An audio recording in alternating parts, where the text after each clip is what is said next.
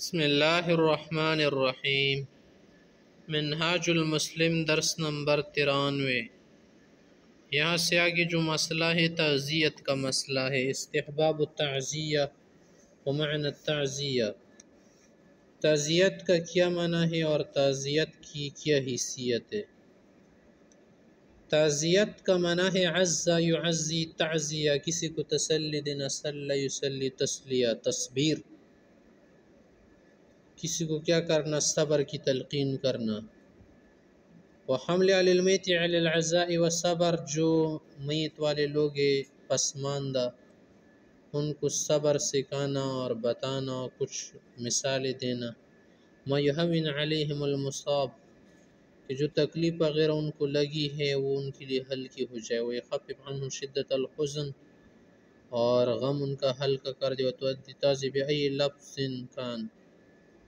وتؤدی تعزیہ بأی لفظ کان، کسی بھی طرح سے یہ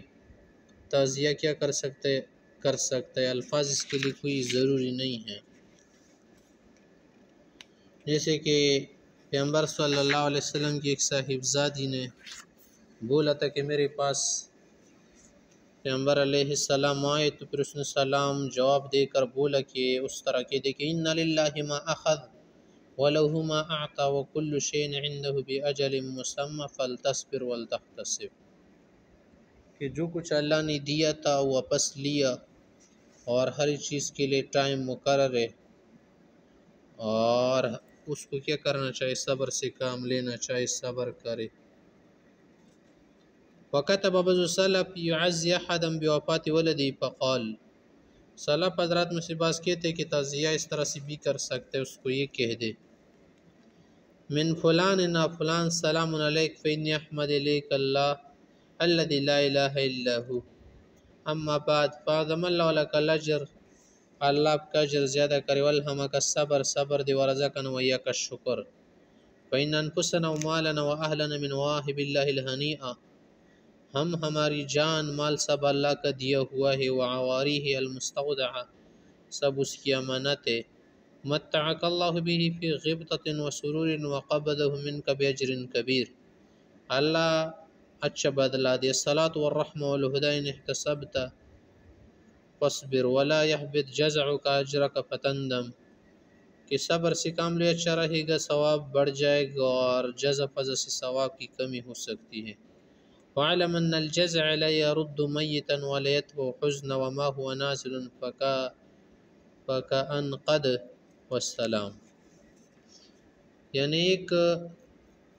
صالح شخص نے، ایک عالم اور بزرگ دین نے کسی شخص کو جب اس کی بیٹے کی وفات ہوئی تو یہ خط لکھ کر دے کے، اور اس کو مختصر سا انداز اپنا کر بہترین نصیحت فرمائی، دیکھ سب اس کو بولا تھا۔ تعزیت کے لیے یہ بھی کافی کہ اس طرف کہ اعظم اللہ اجرک واحسن عزاءک وغفر لمیتک، اور وہ کیا کہے گا، امین اجرک اللہ ولا اراک مکروہا۔ مسئلہ معنی تو ہو گیا، اب آگے ہے تستحب تعزیت للمیت رجالا کانوا نساء قبل الدفن وبعد الى 3 ایام، 3 دن تک یہ تعزیت کر سکتے، لیکن احد المعزیین غائبا وبعیدا فلا باس ان تاخرت، اگر کوئی کیا ہو معزین میں سے جو تعزیت کرتے ہے، دور و مسافر ہو، تو پھر بعد میں بھی کر سکتے، جیسے کہ حدیث میں ہے، دیکھ جو کسی کی تعزیت کرتا ہے نا تو اللہ رب العزت اس کو جنت کا